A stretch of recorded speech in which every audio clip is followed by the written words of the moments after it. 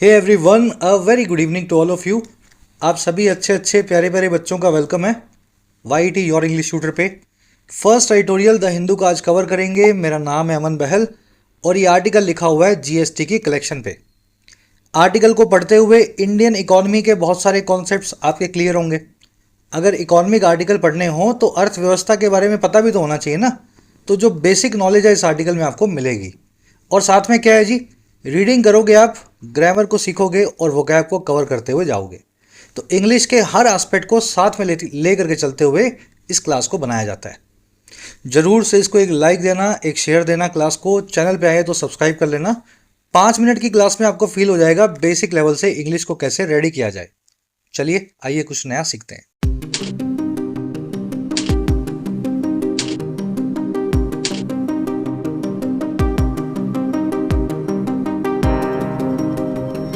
कह रहे temporary respite, नया वर्ड है शायद आपके लिए। रिस्पाइट बहुत बार आता है हमारे आर्टिकल्स में।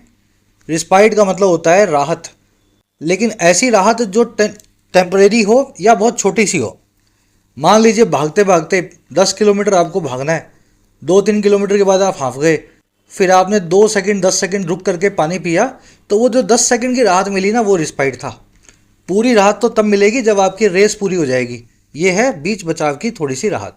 तो कह रहा है ऐसी ही एक राहत हमें जीएसटी की तरफ से मिली है। रिस्पाइट वर्ड को आगे देखेंगे डिटेल में।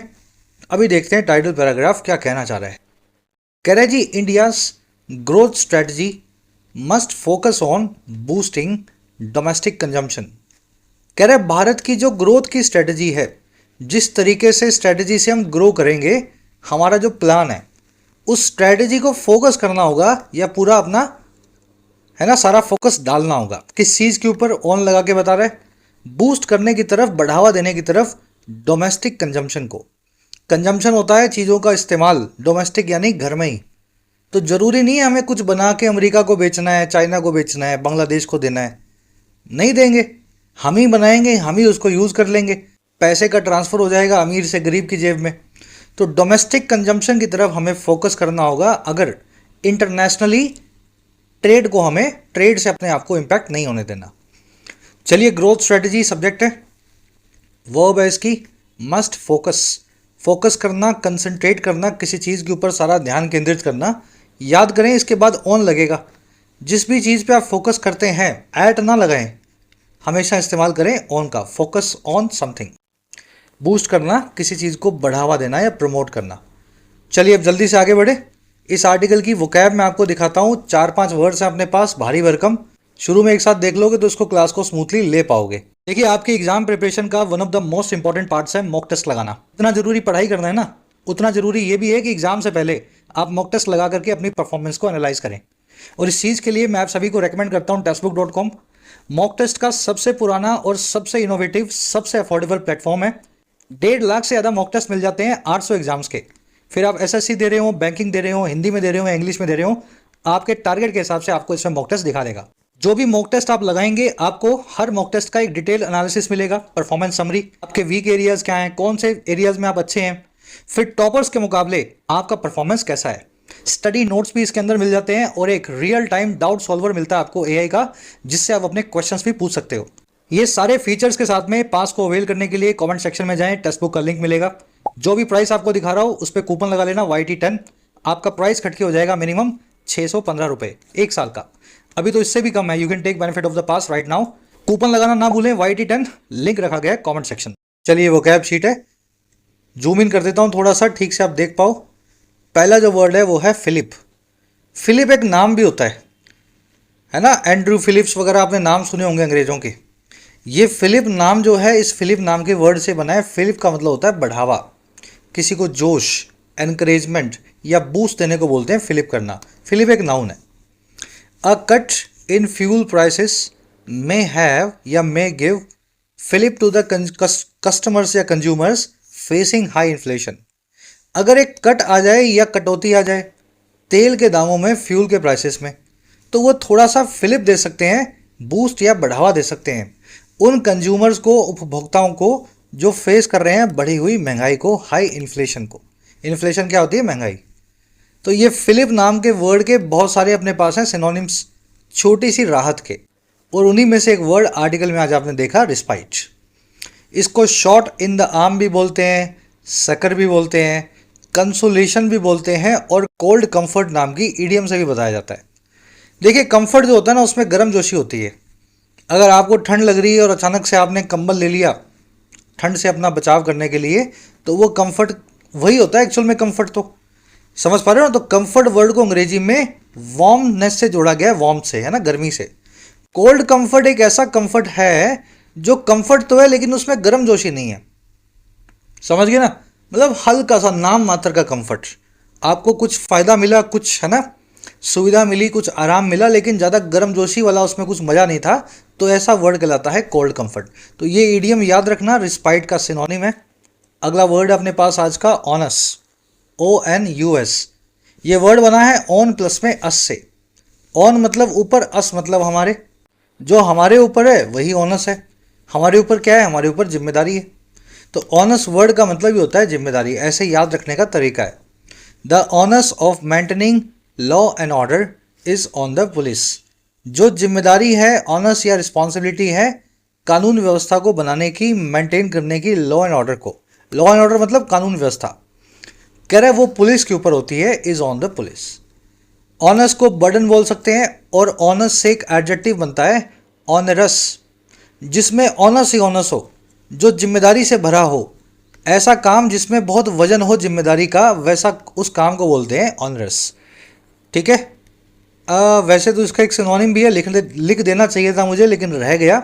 ऑनरस और आर्डुअस एक ही बात है। ठीक है ना। मान लीजिए आपको कोई काम है 20 दिन में करना और किसी ने बोला 3 दिन में पूरा करो, तो वो काम आपके लिए ऑनरस हो जाएगा अचानक से, जब बड़ी जिम्मेदारी से भरा हुआ, या आर्डुअस हो जाएगा, बहुत ज़्यादा मुश्किल हो जाएगा करने में। चलिए नेक्स्ट वर्ड है अपने पास थ्रेशोल्ड। देखिए थ्रेशोल्ड का मतलब होता है दहलीज। घर की दहलीज बोलते हो ना, डोर स्टेप, वो थ्रेशोल्ड है। और ज़रूरी नहीं है सिर्फ दहलीज घर की हो, दुकान की हो या मकान की हो, किसी फील्ड की दहलीज भी थ्रेशोल्ड हो सकती है। मैं एग्जांपल देता हूँ। Her wages are below the income tax threshold. उसकी जो वेजेस या तनख्वाह है वो इनकम टैक्स की जो दहलीज है उससे नीचे है। अब इनकम टैक्स की दहलीज का मतलब क्या है? मान लीजिए 5-6 लाख से कम कमाते हैं तो आपको इनकम टैक्स नहीं भरना। तो 6 लाख रुपए इनकम टैक्स की दहलीज है। 6 के ज़्यादा कमाओगे तो टैक्स आप दोगे। तो उसकी वेजेस जो हैं इस दहलीज से, इस लिमिट से नीचे हैं। तो दहलीज वर्ड को समझ गए ना। फिजिकल दहलीज के अलावा आप इधर उधर भी लगा सकते हैं। चलिए ब्रिंक और वर्ड्स दहलीज के सिनोनिम है। जिस वर्ड को आप थ्रेशोल्ड को आर्टिकल में देखेंगे। लास्ट वर्ड है अपने आज का स्क्रैम्बल। स्क्रैम्बल बोलते हैं जी, अगर आपने भुर्जी खाई हो ना पनीर की, तो वो स्क्रैम्बल्ड पनीर की भुर्जी है। स्क्रैम्बल्ड मतलब तितरा बितरा हुआ, छितरा हुआ। कैसी होती है भुर्जी? उसमें पीस नहीं मिलेंगे आपको। पनीर की भुर्जी में एकदम, है ना, एकदम पीसा हुआ पनीर मिलेगा आपको। अब वहीं से आपने स्क्रैम्बल वर्ड को बनाया है नाउन और वर्ब फॉर्म में। वर्ब फॉर्म में इसका मतलब होता है छितरा बितरा होना, तितरा बितरा होना। कोई काम जो आप ठीक से कर नहीं पा रहे हो, जैसे अचानक से आपको भागना पड़े, तो आप कैसे भागोगे? एक चप्पल पाँव में है, एक जूता पहना है, नहीं पहना, और आप भाग रहे हो, तो ये आपका स्क्रैम्बल है। समझ गए ना। एकदम हरी वे के अंदर जल्दबाजी में क्लमजी तरीके से छितरा बितरा होकर के कोई काम करते हैं, तो वो अंग्रेजी में कहलाता है स्क्रैम्बल करना। Several Afghan nationals were seen scrambling towards the airport to leave the country. बहुत सारे अफगानी नेशनल जो हैं वो देखे गए थे हड़बड़ करते हुए एयरपोर्ट की तरफ। और क्यों? ताकि वो कंट्री को लीव कर दें, देश से भाग जाएं। तो ये है स्क्रैम्बल वर्ड, है ना। सामान लिया, आधा गिर रहा है, भाग रहे हो, जल्दबाजी कर रहे हो बस। चलिए मेक हेस्ट करना, रश करना, इसके सिनोनिम्स हैं। You will see this word scramble in today's article. ये इतना समझाने का रीज़न ये है कि आप दिमाग में इमेजिन कर सको जो मैं कहना चाह रहा हूँ ना। पिक्चर से इसको कनेक्ट करके रखोगे तभी याद रहेगा। अब आ जाओ आर्टिकल पे, एक समरी आपको दें। समरी ये है कि दुनिया भर में टैरिफ लगने की वजह से ग्रोथ के फोरकास्ट अभी बहुत अनिश्चित है। हो सकता है 9 जुलाई को ट्रंप जो है फिर से टैरिफ लगा दें। तो हम सोच रहे थे हम इतनी ग्रोथ करेंगे, ना हो पाएगी। और हमसे भी ज़्यादा खतरा है चाइना जैसे देशों को जिनके ट्रंप खिलाफ है। लेकिन इसी बीच एक न्यूज़ आई कि हमारा जीएसटी जो है ना वो बहुत तेज़ी से बढ़ रहा है। और जीएसटी का मतलब है देश में बिकने वाले सामान के ऊपर लगने वाला टैक्स। हमारा आर्टिकल कह रहा है कि ये बहुत अच्छी न्यूज़ है। इसका मीनिंग ये है कि हमारा डोमेस्टिक कंजम्पशन, यानी हम अंदर ही बना के घर में बेच रहे हैं सामान, किसी ने कुछ बनाया और किसी ने कुछ खरीद लिया, ये बहुत तेज़ी से बढ़ रहा है। इसी वजह से जीएसटी में इजाफा आ रहा है और यही टैरिफ का और ट्रेड वॉर का सबसे अच्छा उपाय है। चाइना जैसे देशों को फ़र्क कम पड़ता है टैरिफ की वजह से, क्योंकि उनका डोमेस्टिक कंजम्पशन बहुत ज़्यादा है ना। हमें भी इसी रास्ते पे चलना होगा, घर में ही बनाएं, घर में ही बेचें, ताकि बाहर वालों से ज़्यादा कुछ लेना देना ना हो। चलिए, इस चीज़ पे वो आर्टिकल लिखा हुआ आज का एनालाइजिंग टोल में है, एनालाइज करेगा। शुरू कर लेते हैं। फर्स्ट पैराग्राफ आपके सामने है। वीडियो को मैं कर रहा हूँ पॉज, आप भी पॉज करें और आराम से एक बार पढ़ के इसका मीनिंग निकालें, फिर अपने मिल के साथ में पढ़ेंगे।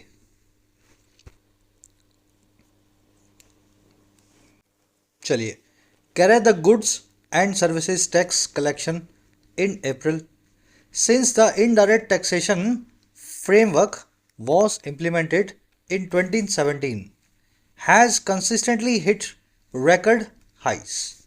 कह रहे जी इंडिया यानी भारत का, और क्या, गुड्स एंड सर्विस टैक्स जो है ना जीएसटी, इसकी जो कलेक्शन है या इसका जो वसूली है, कलेक्शन क्या होता है, आप कलेक्ट करते हो है ना हर महीने सबसे। भारत की जो वसूली है जीएसटी की सरकार की, अप्रैल के महीने में, और कह रहे जी कब से, कह रहे जब से सिंस ये इनडायरेक्ट टैक्सेशन का या टैक्स लगाने का ढांचा या फ्रेमवर्क इम्प्लीमेंट किया गया था सन 2017 में। कह रहे तब से लेकर के इस अप्रैल में ना इस जीएसटी की कलेक्शन ने हिट किया है या छुआ है रिकॉर्ड हाइज को, ऐसे ऊंचे पड़ावों को, हाइज को जो रिकॉर्ड है अपने आप में पहले कभी नहीं हुआ। तो 2017 अप्रैल में भारत ने पहली बार जीएसटी लगाया था। इस बात को हो गए हैं 7-8 साल। तो 8 साल से हम देख रहे हैं हर महीना जीएसटी एक नया रिकॉर्ड बना रहा है और ये कंसिस्टेंटली आगे बढ़ रहा है। चलिए, जीएसटी की कलेक्शन जो है ये सब्जेक्ट बनेगा ग्रीन कलर में। इसके बाहर देख रहे हो वाइट कलर की शेडो। थोड़ा सा मोबाइल की क्वालिटी अच्छी करना, अपने वीडियो की क्वालिटी को 720 या 180 1080 पर डालो। ये वाइट शेडो जो है ना, ये इसलिए लगाई है मैंने क्योंकि ये मेन क्लोज का सब्जेक्ट है और इसकी वर्ब कहाँ है, इसकी वर्ब भी है वाइट शेडो में, वॉज हिट। सारे सब्जेक्ट्स आपको ग्रीन में मिलेंगे, वर्ब सारी पिंक में मिलेगी। अगर बाहर वाइट शेडो है तो वो मेन क्लोज है, अगर शेडो नहीं है तो वो डिपेंडेंट क्लोज है। चलो, तो टैक्स की वर्ब है, कलेक्शन की वर्ब है हैज़ हिट। हिट यहाँ पे वर्ब की थर्ड फॉर्म है, हैज़ के बाद लगी हुई है। हिट एक ऐसी वर्ब है जिसकी V1 V2 V3 सेम होती है, ठीक है, तो इस केस में हिट। टैक्सेशन फ्रेमवर्क की वर्ब है वॉज इम्प्लीमेंटेड, पैसिव वॉइस में। फ्रेमवर्क का मतलब होता है ढांचा। कह रहा है जी this April was not different. कह रहा है ये अप्रैल जो है ना ये भी डिफरेंट नहीं था, इसमें भी कुछ अलग या नया नहीं हुआ। कैसे, कह रहा है जी generally because of businesses telling their books and completing their financial year end tax commitments. कह रहा है इस अप्रैल में भी डिफरेंट कुछ नहीं हुआ, क्योंकि इस अप्रैल में भी जीएसटी बढ़ाई है, और डैश लगा के बता रहा है जनरली वो इसलिए हुआ है बिकॉज ऑफ, इस चीज़ की वजह से कि जो बिजनेसेस हैं वो टैली कर रहे हैं या मिलान कर रहे हैं। टैली करना यानी मिलान करना अपनी बुक्स को, अपनी खाता बहियों को, और वो कंप्लीट कर रहे हैं अपने फाइनेंशियल ईयर एंड की टैक्स की कमिटमेंट्स को या फिर कर्ज की देनदारी को, ठीक है ना। तो मार्च अप्रैल में टैक्स पूरे साल का भरा जाता है, तो अप्रैल के अंदर इन्होंने टैक्स भरा होगा बहुत सारा। तो कह रहे इस अप्रैल में भी वही हुआ जो हमें पता था, एक नया हाई जीएसटी की कलेक्शन ने मार दिया। चलिए, दिस अप्रैल की वर्ब है वॉज नॉट डिफरेंट, यानी बिल्कुल भी अलग नहीं। टैली करना, मिलान करना, ठीक है ना। आपने एक तरफ एक किताब में कुछ और लिखा हुआ है, एक बही में, दूसरी बही में कुछ और लिखा हुआ है, महीने के एंड में उनको मिलाओगे ताकि कहीं आपको पता लगे कितना बिका, कितना आया, कितना गया। तो इसको अंग्रेजी में बोलते हैं टैली करना। चलो, अब एक ग्रामर कॉन्सेप्ट सीखेंगे फटाफट से, बड़ा इंटरेस्टिंग कॉन्सेप्ट है। मैं कुछ लेफ्ट साइड में दिखा रहा हूँ आपको प्रेपोजिशंस। बिकॉज ऑफ का मतलब है की वजह से, इन केस ऑफ का मतलब है इस मामले में या इस संदर्भ में, है ना। फॉलोइंग का मतलब है बाद में, प्रायर टू का मतलब है पहले, डिस्पाइट का मतलब है बावजूद। राइट साइड में इन्हीं प्रेपोजिशंस की कंजंक्शन फॉर्म लिखी हुई है। बिकॉज ऑफ का मतलब भी होता है क्योंकि या इस वजह से। इन केस का मतलब भी वही होता है इस मामले में। आफ्टर का मतलब भी होता है बाद में, फॉलोइंग वाला। प्रायर टू का मतलब पहले, है ना, बिफोर वाला ही। और ऑल्दो का मतलब होता है बावजूद। फ़र्क क्या है, लेफ्ट वाली है प्रेपोजिशन, राइट वाली है कंजंक्शन। मीनिंग दोनों के सेम है, लेकिन प्रेपोजिशन प्रेपोजिशन की जगह आएगी, कंजंक्शन कंजंक्शन की जगह आएगी। समझ पा रहे हो उस बात को? प्रेपोजिशन अपने बाद में लेती है एक नाउन, उसको अपना बनाती है ऑब्जेक्ट। कंजंक्शन अपने बाद लेती है सब्जेक्ट और वर्ब का पेयर। तो इस पे आपको ढेरों क्वेश्चंस मिलेंगे अपने एग्जाम में, जहां पे आपका एग्जामिनर कंजंक्शन की जगह प्रेपोजिशन आपको लगा के देगा। तो ये 5 जोड़े आपको याद रखने हैं। कुछ क्वेश्चंस मैं आपको दिखाता हूं जैसे आपसे पूछे गए हैं। Give me A call in case of you face N emergency. मुझे कॉल करें, गिव मी ए कॉल, मुझे फ़ोन करें, और कब? इस केस में, इस मामले में, या इस, है ना, अगर ऐसा हो जाए, इन केस ऑफ। और क्या ऐसा हो जाए? अगर तुम फेस करो, यू फेस कोई भी इमरजेंसी को, कोई भी, समझ गए ना, ऐसी जो है इमरजेंसी। इमरजेंसी को हिंदी में क्या बोलते हैं ये याद नहीं आ रहा मुझे। तो मतलब सेंटेंस बहुत सीधा है कि आप मुझे फ़ोन करें अगर आपको इमरजेंसी का केस हो। दिक्कत क्या है? In case of. In case of मतलब इस मामले में या इस केस में, लेकिन ये है एक प्रेपोजिशन। ऑफ इसके बाद में लगा भी हुआ है, देख के भी पता लग रहा है। और इस प्रेपोजिशन को क्या चाहिए अपने बाद में? एक नाउन चाहिए, प्रोनाउन चाहिए, या वर्ब की आईएनजी फॉर्म चाहिए अपना ऑब्जेक्ट बनाने के लिए। आपने देखा इसके बाद में प्रोनाउन रखा हुआ है यू, मामला सही हो गया, इतना मामला बिल्कुल ठीक है।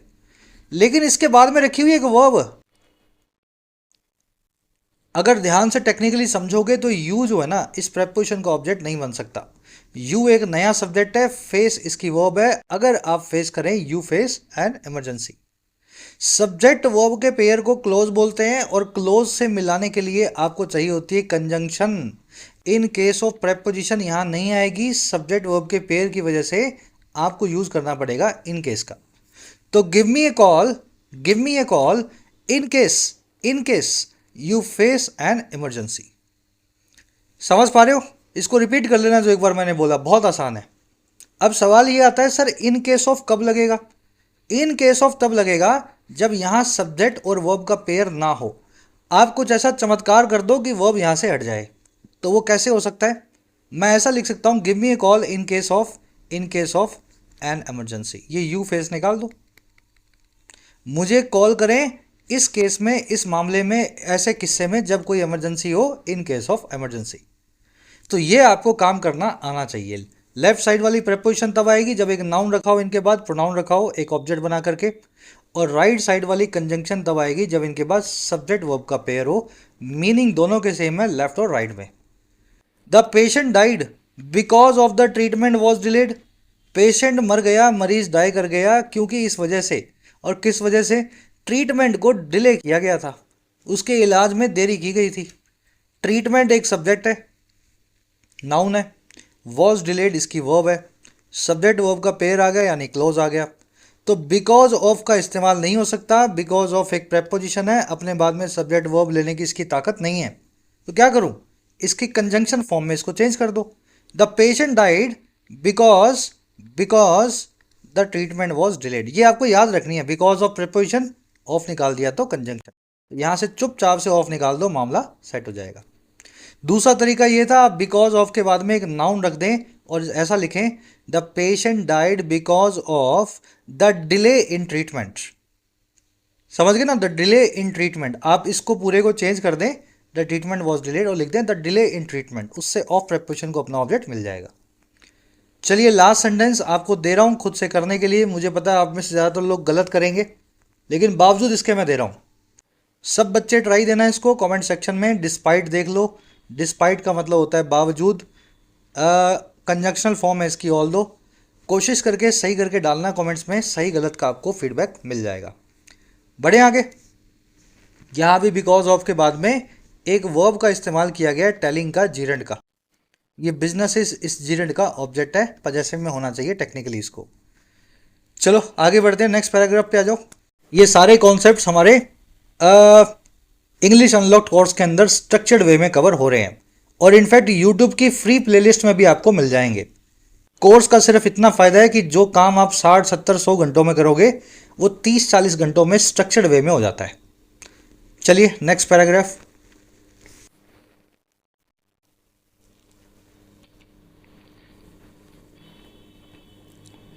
शुरू करें। कह रहा है जी, the gross GST collected this time was about 2.37 lakh crore, making an 1 year growth of 12.6% from the last April. कह रहे जो ग्रोस जीएसटी था और जो कलेक्टेड था, ये कलेक्टेड यहाँ पे वर्ब नहीं है, इस नाउन के लिए एडजेक्टिव लगा है वर्ब की थर्ड फॉर्म। वो जीएसटी जिसको कलेक्ट किया गया था और कब किया गया था, इस दफ़ा यानी दिस टाइम। कह रहा वो था, अब देखो जीएसटी की वर्ब आई है यहाँ पे, ये जीएसटी था लगभग इतने लाख करोड़ रुपए। और कह रहा है ये काम हुआ सारा मार्क करते हुए या निशान बनते हुए, मार्क लगाते हुए एक ऑन ईयर ग्रोथ को या चलते हुए साल की ग्रोथ को 12.6% पे, जो थी पिछले अप्रैल से लास्ट अप्रैल से 12 फ्रॉम जो है लास्ट अप्रैल, यानी अप्रैल 2025 में पिछले अप्रैल से कंपेयर करें 2024 से तो 12.5% की ग्रोथ हुई है जीएसटी के कलेक्शन में। ग्रोस जीएसटी वर्ब एस की वॉज, अगेन कलेक्टेड यहाँ पे वर्ब की थर्ड फॉर्म एडजेक्टिव है, वो जीएसटी जिसको कलेक्ट किया गया था। कह रहा जी after refunds the central government netted over 2.09 lakh crore, an on year rise of 9%, 9.1%। कह रहा जी रिफंड्स के बाद में जो सेंट्रल गवर्नमेंट है उसने नेट किया। देखिए ये ग्रोस थी, ग्रोस का मतलब होता है सब मिला जुला, कितना जीएसटी आपके पास आया, फिर इसमें से कुछ रिफंड होंगे, किसी आदमी ने ज़्यादा गलती से दे दिया होगा, किसी आदमी ने माल वापस किया होगा तो रिफंड हो जाएंगे माइनस, और लास्ट में सरकार के पास जो बच जाएगा वो होगा नेट। ठीक है, तो कह रहे जी रिफंड देने के बाद में सेंट्रल गवर्नमेंट ने नेट किया। अब यहाँ पे नेट एक वर्ब बना दी है इसने, नेटेड का मतलब है इतना नेट पैसा इसके पास बचा, और कितना बचा, लगभग 2.09 लाख करोड़ रुपया, तो 2.37 में से 09 चला गया। और कह रहा है ये भी एक ऑन ईयर राइज है, या पिछले साल के हिसाब से ईयर ऑन ईयर राइज है, उछाल है 9.1% का। कह रहा है this also signifies a marked rise in GST compliance, also aided by faster refunds, which are crucial for small businesses as they work with thin working capital.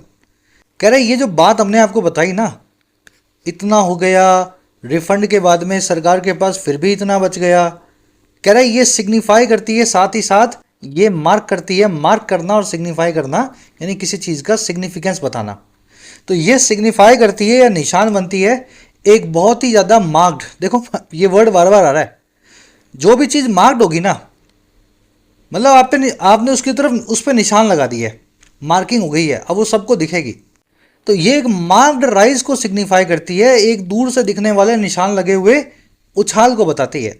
GST को लेकर के कंप्लायंस में, कंप्लायंस का मतलब होता है अनुसरण, सरकार ने बोला इतना टैक्स देना है, इतनी तारीख तक देना है, आप दे दो, नहीं दो तो भगोड़े हो जाओगे, तो ये होती है कंप्लायंस। तो ये बताती है हमें कि कंप्लायंस में भी बहुत इजाफा हुआ है, लोग वक्त पे अपना जीएसटी कंप्लाई करके टैक्स को भर रहे हैं।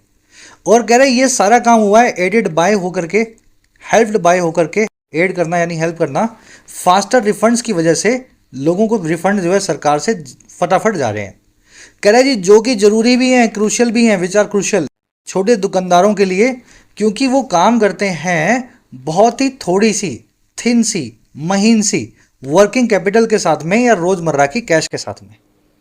कह रहा है जी and the mass adoption of fintech, दूसरा रीजन है इसका, मास स्केल पे, बड़े स्केल पे अडॉप्शन या अपनाने का काम फिनटेक को या फिर ऑनलाइन टेक्नोलॉजीज को। तो ये दो रीजंस की वजह से हम इतना उछाल देख रहे हैं, 12% जीएसटी एक साल में बढ़ रहा है। एक तो लोग कंप्लायंस बहुत अच्छे से कर रहे हैं, जीएसटी टाइम पे दे रहे हैं, और ये इस वजह से हो रहा है क्योंकि सरकार भी रिफंड फटाफट इनको दे देती है। ठीक है ना, अगर रिफंड में 2 महीने 3 महीने लगते हो तो आदमी सोच के जीएसटी देगा, जब अगर उसको पता हो 4 दिन में रिफंड आ जाएगा तो वो जितना बनता है फटाफट जीएसटी अपना जमा करेगा, बाद में रिफंड ले लेगा। तो ये कंप्लायंस अच्छी हुई है और सरकार के रिफंड से इस कंप्लायंस को एड मिल रही है, फ़ायदा मिल रहा है। और रिफंड बहुत ज़रूरी है छोटे दुकानदारों के लिए, क्योंकि उनके पास रोज़मर्रा की कैश बहुत कम होती है, वो टैक्स में रोज़ इस कैश को नहीं फंसा सकते। और दूसरा इसको फ़ायदा मिल रहा है बड़े स्केल पे अडॉप्शन का या फिर अपनाए जाने का फिनटेक को, ऑनलाइन प्लेटफॉर्म्स को दुकानदारों के द्वारा। चलिए आगे बढ़ते हैं। दिस की वर्ब है सिग्निफाइज, विच आया है रिफंड्स के लिए, वर्ब है इसकी आर। एडिड यहाँ पे वर्ब की थर्ड फॉर्म है, ये कंप्लायंस एडिड बाय है, इसको फ़ायदा मिला है इस चीज़ का। दे की वर्ब है वर्क। थोड़े कॉम्प्लिकेटेड हैं सेंटेंसेस, पर मैं पूरा टाइम दे रहा हूँ, एक एक छोटा छोटा पोर्शन भी आपको समझ में आना चाहिए, हर खोपचे में लिखा हुआ वर्ड आपको पता हो क्या काम कर रहा है, ठीक है। चलो आ जाओ नेक्स्ट पैराग्राफ पे, ले लो इसको एक ट्राई आराम से। चलिए, कह रहा the fintech adoption rate in India at 87%, which is well above the global average and aided by the insular COVID-19 years of 2021, has brought in millions from the MSME sector into the formal banking system. अब ये fintech बता रहा है क्या होता है। कह रहा है फिनटेक को अपनाने की जो दर है ना भारत में, जो अब तक 87% हो चुकी है लगभग, कह रहा है जी जो कि वेल अबव है, बहुत ऊपर है पूरी दुनिया की एवरेज से। फिनटेक अडॉप्शन मतलब सब्जी वाले भी कूपन कोड लेकर के घूम रहे हैं, क्यूआर कोड, 20 रुपए की सब्जी लो और वो आप यूपीआई से उसको पे कर दो। कह रहे ये जो अडॉप्शन हुआ ना अजीब सा भारत में, 87% जो है दुकानदार कोई ना कोई क्यूआर लेके अपनी दुकान चलाते हैं, और ये दुनिया भर में अगर एवरेज देखा जाए तो बहुत ज़्यादा है भारत में, ये ग्लोबल एवरेज से वेल अबव है। और ये एडिड बाय भी है, इसको हेल्प भी मिली है, ये काम अपने आप नहीं हुआ, इसमें हेल्प भी हुई है उस इंसुलर या अलग थलग कर देने वाले कोविड-19 ईयर्स की, 2020-21 की। उस वक्त हम दुनिया से अलग थलग थे, है ना, ज़्यादा कैश वैश भी निकालना मुश्किल था, तो उस वक्त जो है यूपीआई सब ने यूज़ करना शुरू कर दिया। कह रहा है ये वाली जो रेट है ना इस टाइप की, इसने ब्रॉट इन किया है, ये लेकर के आई है, ब्रिंग इन करना, ब्रॉट इन करना, लाना मिलियंस को, 10 या लाख लोगों को एमएसएमई सेक्टर से या फिर छोटे दुकानदारों की इंडस्ट्री से, और कहाँ लाई है, फॉर्मल बैंकिंग सिस्टम में। कह रहा है जी enabling better tax compliance and regulatory supervision, enable करते हुए, सक्षम बनाते हुए टैक्स की अच्छी कंप्लायंस को, बेटर जो है ना, टैक्स की कंप्लायंस समझते हैं आप, टैक्स को टाइम पे भरना, और रेगुलेशन की सुपरविजन को, सरकार की रेगुलेटरी एजेंसियों के द्वारा निगरानी को। पहले आप कैश में सब्जी बेचते थे तो आप झूठ बोल देते थे, मेरी सब्जी तो 100 रुपये की बिकी है, सब्जी आपकी 10,000 की बिक जाए चाहे दुकान पे, टैक्स आप भरोगे नहीं। लेकिन अब हर आदमी आपको क्यूआर कोड पे पैसा देगा तो सर टैक्स की कंप्लायंस अपने आप हो जाएगी। वो क्यूआर में पैसा गया मतलब आपका टैक्स जो है सरकार खुद ही कैलकुलेट कर देगी, आप पे सुपरविजन भी हो जाएगा। तो कह रहा है इसकी वजह से फिनटेक जो है बहुत अच्छे से आया हमारे देश में, सुपरविजन अच्छा हो चुका है। चलिए, अडॉप्शन रेट की वर्ब है has brought in, bring in करना, किसी चीज़ को लेकर के आना, विच आया रेट के लिए, वर्ब है इसकी इज, और दूसरी इसकी वर्ब है दूसरी वर्ब है इज एडिड, ठीक है। ये इज है अबव ग्लोबल एवरेज, और इज ये जो है इज एडिड भी है, हेल्प भी है इंसुलर कोविड-19 ईयर्स के द्वारा। दूसरी वर्ब यहाँ पे पैसिव वॉइस में बनी हुई है, ठीक है, इज प्लस में वर्ब की थर्ड फॉर्म। कह रहा है जी wider compliance is also evident from April GST collections from 2018 to 2025।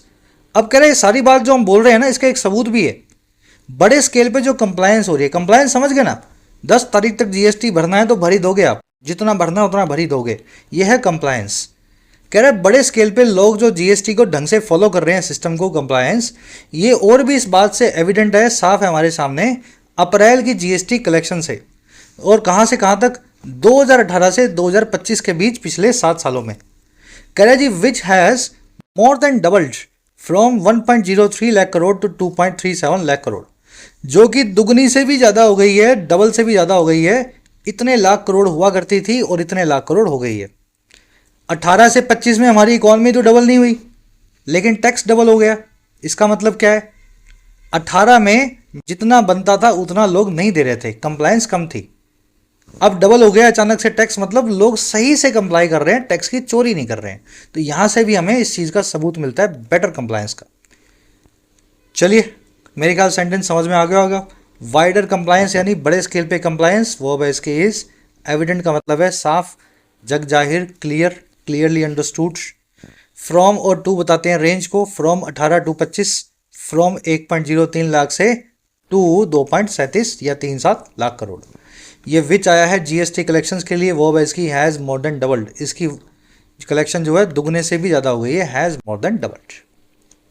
Her word समझ में आ रहा है, बढ़े आगे नेक्स्ट पैराग्राफ पे। चलो, सेकंड लास्ट है अपना ये पैराग्राफ, फटाफट देख लो इसको।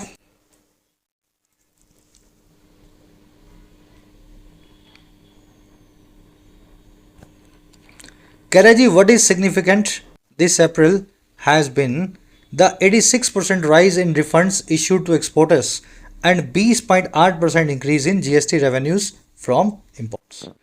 कह रहे जो चीज़ सिग्निफिकेंट है ना, अब जो चीज़ बहुत इंपॉर्टेंट है इस अप्रैल में या इस महीने की, अप्रैल की, जो इस साल की अप्रैल के महीने में, वो रही है हैज़ बिन।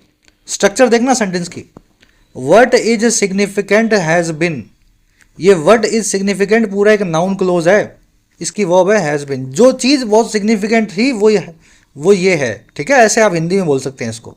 तो what is significant has been, और वो क्या है, 86% का राइज उन रिफंड्स में जो इशू किए गए हैं एक्सपोर्टर्स को, और 20.8% का इंक्रीज या इजाफा उस जीएसटी की रेवेन्यू में या कमाई में जो इंपोर्ट से हमें होता है या फिर आयात से हमें होता है। समझ गए? तो ये चीज़ बड़ी सिग्निफिकेंट रही है, एक्सपोर्टर्स को बहुत रिफंड गए हैं और इंपोर्ट्स के ऊपर भी बहुत जीएसटी सरकार ने कमाया है। चलिए, व्हाट की वर्ब है इज, नाउन क्लोज है पूरा, क्लोज की वर्ब है सिंगुलर में हैज़ बिन। कह रहा जी this correlates with the 10-month high growth in the April print of HSBC India manufacturing purchasing managers index और PMI। कह रहे ये जो बात हमने बताई ना, ये बिल्कुल को रिलेट करती है। को मतलब साथ में रिलेट करना यानी रिश्ता बनाना, ये बिल्कुल नज़दीकी संबंध रखती है, रिश्ता रखती है, को रिलेट करती है इस वाले इंडेक्स के साथ में, अप्रैल महीने की इसकी जो है रीडिंग के साथ में। ये इंडेक्स है 10 महीने की हाई ग्रोथ का अप्रैल में, और इंडेक्स का नाम है HSBC इंडिया मैन्युफैक्चरिंग PMI। तो इस इंडेक्स में भी ये बताया गया कि अप्रैल में 10 महीने की सबसे हाई रीडिंग आई है परचेजेज मैनेजर इंडेक्स की। अंदर नहीं घुसेंगे इसके, अब ये इंडेक्स क्या करता है, हाई रीडिंग क्यों आई है, वो ये खुद ही समझा देगा। दिस की वर्ब है कोरिलेट्स, ये चीज़ जो है कोरिलेट करती है। कह रहा है जी the PMI rose from 58.1 in March to 58.2 in April. ये PMI जो है ये रोज कर गया और ऊपर आ गया 58.1 से 58.2 में अप्रैल के महीने के अंदर। फ्रॉम से टू लगा के रेंज को बताया गया। कह रहा the survey indicated a sharp rise in new businesses या business added by greater international demand. कह रहा है ये जो 58.1 से 58.2 हुआ है ना, और पिछले 10 महीने से बढ़ता ही आ रहा है, अप्रैल में सबसे ऊपर आ गए। कह रहा है ये सर्वे जो है इस साल का, इस अप्रैल का, उसने इंडिकेट किया या इशारा किया बहुत तेज़ी से आने वाले उछाल का या बढ़त का, नए बिजनेस में, नए व्यापार में, नए धंधे में, ट्रेड में, और जो एडिड बाय है या हेल्प्ड बाय है बहुत ज़्यादा इंटरनेशनल डिमांड की वजह से। क्यों बढ़ रहा है ये? क्योंकि इंटरनेशनल डिमांड भारत के गुड्स की बढ़ती जा रही है, बढ़ते बढ़ते बढ़ते बढ़ते मार्च में भी बहुत ऊपर थी और अप्रैल में और ऊपर आ गई। ये इंडेक्स से हमें पता लगा। चलिए, सर्वे की वर्ब है इंडिकेटेड, सर्वे ने ऐसा इंडिकेट किया, वर्ब की सेकंड फॉर्म लगी है, इंडिकेट करना, सूचक बनना, इशारा करना। कह रहे जी orders from abroad grew to the largest degree in over 14 years in the first month of 2026 physical year. कह रहे जो इंपोर्ट और अब्रोड से ऑर्डर्स हैं, बाहर के देशों से भारत के लिए जो ऑर्डर आए हैं वो ग्रो किए या वो इंक्रीज किए, बढ़े, V2 लगी हुई है, उस लार्जेस्ट डिग्री तक, उस बड़े लेवल तक पिछले 14 सालों का, ओवर 14 ईयर्स का। और कब? पहले ही महीने में इस 2026 फिजिकल ईयर के 2025-26 के फाइनेंशियल ईयर में। तो अगर आप हर साल का पहला महीना देखें अप्रैल का, तो पिछले 14 सालों में सबसे तेज़ी से उछाल देखी गई है ऑर्डर्स के अंदर, बाहर की कंट्रीज से जो हमें ऑर्डर्स मिले हैं ना, हमारी कंपनियों को मिले हैं। कह रहा थी with demand led by Asia, Africa, Europe, West Asia and Americas. और डिमांड जो है उसमें अगुवाई में थे ये सारे कंट्रीज, यानी एक जगह से नहीं आई, सभी कॉन्टिनेंट, दुनिया के हर चप्पे चप्पे से हमें ऑर्डर्स मिले हैं। समझ गए? तो इसने PMI इंडेक्स और इंपोर्ट एक्सपोर्ट के बारे में हमें इस पैराग्राफ में बताया। ऑर्डर्स की वर्ब है ग्रू, अगेन वर्ब की सेकंड फॉर्म है, और कुछ देखने वाला इसमें है नहीं, है ना। द लार्जेस्ट डिग्री, ठीक है, द लार्जेस्ट यहाँ पे एडजेक्टिव की सुपरलेटिव डिग्री है। बड़े नेक्स्ट पैराग्राफ पे,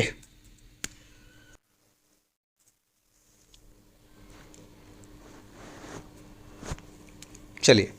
कह रहा है जी this suggest that businesses have scrambled to get their orders in before the 90-day pause on tariffs by the US ends on January 9। कह रहा है जी ये चीज़ सजेस्ट करती है हमें, ये बताती है कि बिजनेसेस जो है ना दुनिया भर में, कंपनियां जो हैं वो हड़बड़ कर रही हैं, हाय तौबा मचा रही हैं, स्क्रैम्बल कर रही हैं वो, कि वो अपना ऑर्डर गेट कर लें, जो सामान उनको चाहिए वो ऑर्डर दे करके मंगा लें। और कब मंगा लें? पहले मंगा लें, बिफोर मंगा लें। जो 90 दिन का पॉज लगा है या 90 दिन का ब्रेक लगाया है टैरिफ्स के ऊपर अमेरिका के द्वारा, कह रहे हैं जब वो एंड हो जाएगा 9 जुलाई को, तो 9 जुलाई को टैरिफ फिर से आ जाएंगे, अमेरिका बताएगा किस पे कितने लगाने हैं। तो ये बात हमें ये सजेस्ट कर रही है कि दुनिया भर की कंपनियां भारत से कुछ सामान जल्दी जल्दी मंगा रही हैं, क्योंकि उनको लगता है कि 90 दिन खत्म हो जाएंगे 9 जुलाई को, उससे पहले जो मंगाना है साल 2 साल का इकट्ठा मंगा के रख लो, सस्ता वाला। चलिए, दिस की वर्ब है सजेस्ट, बिजनेसेस की वर्ब है हैव स्क्रैम्बल्ड। स्क्रैम्बल करना, हड़बड़ या हाय तौबा करना। ये 90 दिन क्यों लिखा हुआ है, 90 डेज क्यों नहीं लिखा हुआ, पूरा कॉन्सेप्ट है, अभी आपको डिटेल में करवाते हैं। कह रहा it also suggest a possible realignment in supply chains with greater sourcing from India as the US tariffs on China appear to be more onerous and certain। कह रहे ये चीज़ एक और बात बताती है, सजेस्ट करती है कि बहुत संभावित तौर पे एक रीअलाइनमेंट हो गया है। अलाइनमेंट होना, चीज़ों का एक लाइन में आना, एक प्लेटफॉर्म पे आना, एक दूसरे के हिसाब से हो जाना। तो एक पॉसिबल सा हमें अलाइनमेंट दिखा है सप्लाई चेन्स के अंदर। और कह रहे वो सप्लाई चेन्स या वो रीअलाइनमेंट हो रहा है जिसमें ज़्यादा सोर्सिंग हो रही है, माल मंगाया जा रहा है भारत से। कह रहा है और क्यों मंगाया जा रहा है? वो इसलिए मंगाया जा रहा है क्योंकि अमेरिका के जो टैरिफ्स हैं, टैक्स जो हैं चाइना पे, वो दिखाई देते हैं। एक तो वो ज़्यादा ऑनरस हैं, डिफ़िकल्ट है, और दूसरा वो सर्टेन है, निश्चित है, लगेंगे ही लगेंगे। समझ गए? तो एक रीअलाइनमेंट हो रहा है दुनिया में सप्लाई चेन का। सारी दुनिया चाइना की वजह भारत और ब्राज़ील जैसे देशों से सामान मंगाने की कोशिश कर रही है, क्योंकि देख के पता लग रहा है कि ट्रंप जो है चाइना पे टैरिफ जरूर लगाएगा और बहुत ज़्यादा लगाएगा। कह रहा है जी with the possibility of transhipment goods from China being taxed without a high level value add threshold. और कह रहा है इसमें ये पॉसिबिलिटी भी शामिल है कि ट्रांसशिपमेंट गुड्स जो हैं चाइना से वो भी टैक्स हो जाएंगे। ट्रांसशिपमेंट पता क्या होता है आपको? आपने कुछ अमेरिका भेजना था, पहले चाइना को बेचा, चाइना की किसी कंपनी ने आपसे खरीदा, फिर उसने अमेरिका में बेच दिया, तो ये कहलाती है ट्रांसशिपमेंट। सामान उतरा, दूसरे कार्गो में लोड हुआ, किसी और कंट्री का उस पर वो लगा है ना, लोगो लगा और आगे बिका। तो कह रहा है ये पॉसिबिलिटी भी आ रही है कि चाइना जब लोगो लगा के किसी और कंपनी का माल बेचेगा उसको भी बहुत टैक्स किया जाएगा, और ये तब होगा जब उसमें कोई हाई वैल्यू थ्रेशोल्ड ना हो। पहले अमेरिका ये बोलता था कि जो सामान आप बेच रहे हो अगर उसमें कुछ आपने वैल्यू एडिशन किया है तब हम टैक्स लगाएंगे। आपने कपड़ा खरीदा भारत से, फिर उसकी शर्ट बना दी और हमें बेच दिया, तब हम आपका मान लेंगे चाइनीज़ और आप पे टैक्स लगाएंगे। सीधे कपड़ा लाओगे तो हम उसको टैक्स जो है भारत वाले टैक्स लगाएंगे। लेकिन इस बार लग रहा है कि हाई वैल्यू एडिशन का भी कोई ज़्यादा फ़ायदा नहीं मिलेगा। कोई माल अगर चाइना पहुंच गया और फिर अमेरिका गया तो अमेरिका उस पर टैक्स लगा ही देगा। मेरे ख्याल से सब कुछ समझ में आ रहा है। ये सेंटेंसेस बहुत लंबे हैं, मैं कोशिश कर रहा हूँ हर चीज़ आप अंदर से खोल के समझें। इट की वर्ब है सजेस्ट। ये बात सजेस्ट करती है एक रीअलाइनमेंट या रीस्ट्रक्चरिंग हो रही है सप्लाई चेन्स में। ज़्यादा माल मंगाया जा रहा है भारत से, क्योंकि दुनिया को लगता है कि चाइना पे तो टैक्स लगेगा ही, सर्टेनली लगेगा, और बहुत ज़्यादा लगेगा, भारी लगेगा, ऑनरस लगेगा। और इसमें यह पॉसिबिलिटी भी आ गई है कि अपना कार्गो भी चाइना तक मत जाने दो, रास्ता कोई और पकड़ो, क्योंकि चाइना में अगर कार्गो गया और एक बार वहाँ लैंड हो गया तो अमेरिका तो टैक्स लगा ही देगा उस माल के ऊपर, चाहे चाइना उस माल के ऊपर कोई भी वैल्यू एडिशन ना भी करे, क्योंकि अब कोई थ्रेशोल्ड या दहलीज अमेरिका नहीं रखेगा। बढ़े आगे, चलिए ऑनरस, बर्डनसम, इसके लिए एक और वर्ड बताया था आपको, आर्डिवस। अब एक ग्रामर कॉन्सेप्ट है, फटाफट इसको देख लेते हैं। कॉन्सेप्ट ये है, ये 90 दिन लिखा हुआ है, 90 तो बहुत ज़्यादा है ना, एक से, तो एक से ज़्यादा होता ही अपने एस लगा देते हैं। आप लिखते हैं ना 1 गर्ल, लेकिन 2 लड़कियां हो तो क्या लिखते हैं, 2 गर्ल्स लिखते हैं। तो ये 90 दिन के बाद भी एस नहीं लगा, ऐसा क्यों हुआ?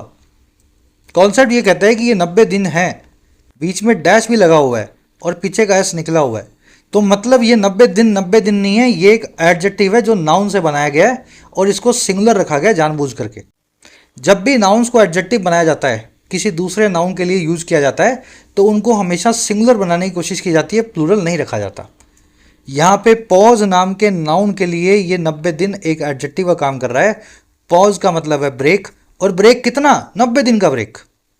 तो 90 दिन ने ब्रेक के बारे में कुछ बता दिया ना, इसलिए 90 दिन को पीछे का एस निकाल के बीच में डैश लगा के 90 डे लिखा गया है।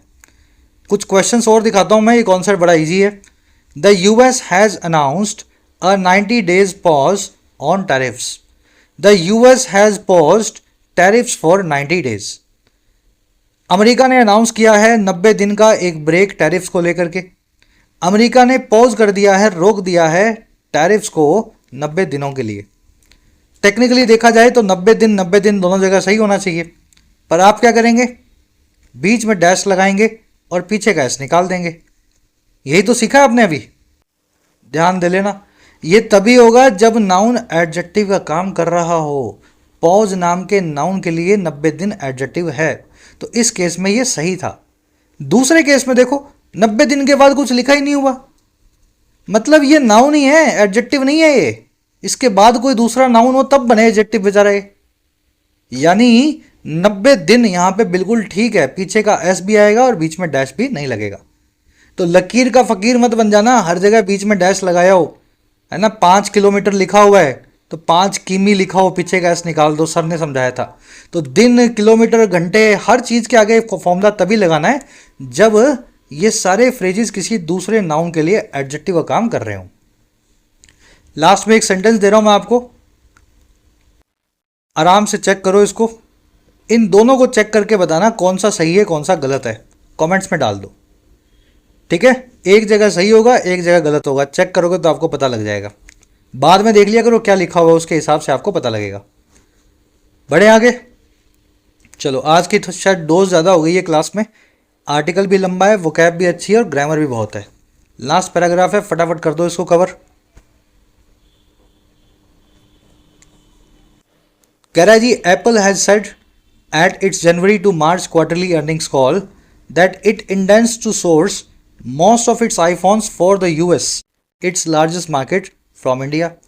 कह रहे अब एप्पल भी ये कह चुका है, हैज सेड, अपनी क्वार्टरली अर्निंग्स कॉल में। अर्निंग्स कॉल क्या होती है, हर क्वार्टर में 3 महीने से कंपनियां अपना एक रेवेन्यू का पूरा जो है पिक्चर बताती हैं कि हमने कितना कमाया, क्या बेचा, और फिर उसके बाद एक कॉन्फ्रेंस कॉल होती है, सभी बड़े इन्वेस्टर्स को उसमें बुलाया जाता है, अपनी अपनी बातचीत वो कंपनी मैनेजमेंट से रखते हैं। तो एप्पल ने इस क्वार्टर की जो अर्निंग कॉल्स की, जनवरी से मार्च वाले क्वार्टर की, उसमें उन्होंने बोल के बताया, इनके मैनेजर्स ने, एप्पल वालों ने, कि ये इंटेंड करती है कंपनी, ये इनका इंटेंशन है, इरादा है कि ये सोर्स करे या मंगाए ज़्यादातर अपने आईफोन्स को अमेरिका में जो बिकने वाले हैं फॉर द यूएस। और अमेरिका क्या है, एप्पल की लार्जेस्ट मार्केट है जहाँ पे सबसे ज़्यादा एप्पल यूज़ होता है। और कहाँ से मंगाए, सोर्स फ्रॉम इंडिया, भारत से मंगाए। चलिए, एप्पल की वर्ब है हैज सेड, इट की वर्ब है intends, source most iPhones from India, ऐसे स्ट्रक्चर बनी हुई है। यूएस के लिए बताया गया इट्स लार्जेस्ट मार्केट। कह रहा है this suggest a temporary respite for India's manufacturing sector which witnessed a 4-year growth low at 4% in the last fiscal year. कह रहा है ये बात जो एप्पल ने बताई है ना, सिर्फ एप्पल नहीं, बाकी कंपनियां भी यही कर रही होंगी, सोच रही होंगी। ये सजेस्ट करती हैं एक टेम्परेरी से रिस्पाइट को, छोटी सी राहत को भारत के मैन्युफैक्चरिंग सेक्टर के लिए। और ये वही सेक्टर है जिसने विटनेस किया अभी अभी, जिसने देखा या अनुभव किया 4 साल के 4 ईयर के ग्रोथ के लो पॉइंट का, जो था 4% सिर्फ पिछले फिस्कल ईयर के अंदर। ठीक है, तो दिस की वर्ब है सजेस्ट, विच आया मैन्युफैक्चरिंग सेक्टर के लिए, वर्ब है इसकी विटनेस्ड, जिसने विटनेस किया। 4 साल का ग्रोथ लो पॉइंट है, तो 4 ईयर यहाँ पे एडजेक्टिव काम कर रहा है ग्रोथ लो के लिए। ठीक है, तो एडजेक्टिव है तो 4 ईयर्स नहीं लिखा, बीच में डैश लगाया, पीछे का एस निकाल दिया। कह रहा है a more double growth strategy, durable growth strategy would be to boost domestic consumption and wrangle favorable concessions for its manufacturing sector from the many ongoing trade agreements। कह रहा है एक ज़्यादा टिकाऊ या ड्यूरेबल ग्रोथ की स्ट्रेटजी जो है वो ये होगी हमारे लिए कि एक तो हम बूस्ट करें, बढ़ावा दें देश में ही सामान बना के देश में ही बेचने का, डोमेस्टिक कंजम्पशन का। और दूसरा हम क्या करें, हम रैंगल करें, मोल भाव करें, निगोशिएट करें।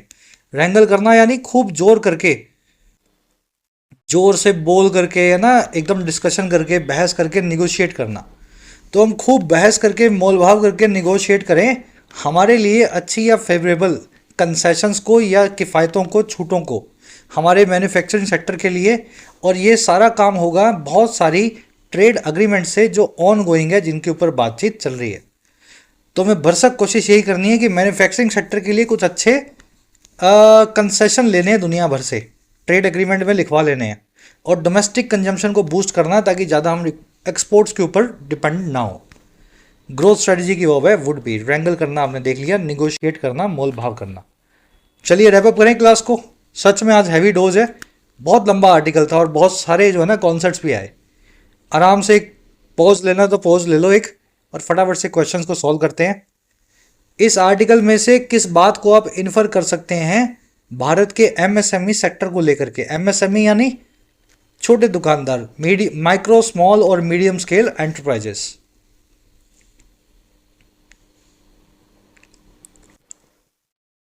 देखो जी, टैक्स कंप्लायंस कितना करेगा एमएसएमई, ये तो बताया नहीं गया था। एमएसएमई का जो फिनटेक बूम आया है, ये भारत के आईटी सेक्टर की वजह से आया है, ये गलत बात है। फिनटेक बूम को तो एमएसएमई से जोड़ के बताया गया था।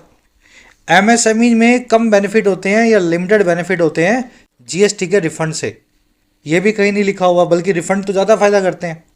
3 स्टेटमेंट जो है ना वो गलत है, फैक्चुअली इनकरेक्ट है। चौथी स्टेटमेंट बिल्कुल ठीक है। फिनटेक के अडॉप्शन की वजह से कोविड-19 के दौरान एमएसएमई सेक्टर फॉर्मलाइज हो गया, सब कुछ इनका ऑनलाइन हो गया, फॉर्मल इकोनॉमी का पार्ट बन गए। ये तो पहले कैश में लेते थे, कुछ टैक्स भरते नहीं थे। अब हर आदमी क्यूआर कोड पे पैसे डालता है, सरकार को पता होता है किसने क्या कमाया है। तो फर्स्ट में आंसर बनेगा आपका डी। अब आ जाओ सेकंड पे। इनमें से कौन सी चीज़ सबसे अच्छे तरीके से आइडेंटिफाई करती है एक फ्लॉ को या कमी को? अगर इस बात को हम अज्यूम करें कि भारत की एक्सपोर्ट में जो ग्रोथ है बूम है वो कंटिन्यू करेगा, चारों में से कौन सी बात, कौन सा स्टेटमेंट हमारे इस अजम्पशन की हवा निकाल सकता है? देखो, ये हमारा अजम्पशन है बढ़ेगा आगे, लेकिन बढ़ने वाला नहीं है। ये इसलिए बढ़ा हुआ दिख रहा है हमें एक्सपोर्ट, क्योंकि ट्रंप के डर के मारे दुनिया भर की कंट्रियां भारत से फटाफट सामान मंगा रही है, साल 2 साल का इकट्ठा। बाद में जब ट्रंप चले जाएंगे, मामला सिमट जाएगा, सही हो जाएगा, थोड़े ना इतना एक्सपोर्ट हमारा ग्रो करेगा, हमेशा करता रहेगा। तो ये बात हमारे इस अजम्पशन की हवा निकाल देगी, और वो बात ये है कि सर्ज में भी driven by pre tariff demand, जो कि सस्टेन ग्रोथ नहीं है ना। टैरिफ से पहले की डिमांड है, फटाफट लोग अपना स्टॉक जो है भरना चाह रहे हैं। चलिए, ये थोड़ा सा इन्फ्लुएंस बेस्ड था, मुझे पता है कुछ बच्चों को लगा होगा बहुत मुश्किल है ये, मेंस में बैंकिंग में ऐसे ही क्वेश्चंस आपको एक्सपेक्ट करने हैं ना। सेकंड में आंसर बनेगा बी। अब आ जाओ वो वाले क्वेश्चन जिनका खुद से आप आंसर निकाल सकते हो। कोल्ड कंफर्ट का मीनिंग पूछा आपसे, फिर स्टार्टिंग पॉइंट एक नई स्टेट का, एक अवस्था का स्टार्टिंग पॉइंट, जिसको हिंदी में दहलीज भी बोल सकते हैं, तो उसके लिए क्या वर्ड अंग्रेजी में? तीसरा, ऑनरस का आपको एंटोनिम बताना है, आर्डुअस, बर्डनसम या कन्वीनियंट। आंसर्स फर्स्ट कमेंट में डाल दिए गए हैं, वीडियो के नीचे जाके चेक करें। लास्ट में 3 एरर्स मिलेंगी। आज मैं एरर्स बता नहीं रहा कहाँ रखी हैं, मैं आपको मार्किंग भी नहीं दूंगा, खुद से आपको ढूंढनी है, ठीक है। 3 एरर्स मिलेंगी, 3 से लेके 8 तक, यानी 6 क्वेश्चंस के आंसर फर्स्ट कमेंट में मिलेंगे। आउट ऑफ 10 बताएं कितने मार्क्स मिले, चेक करना मेरे आंसर से अपने आंसर्स को। कल की क्लास में आपसे मुलाकात होगी। क्लास कैसी लगी अपना फीडबैक जरूर से दिया करो।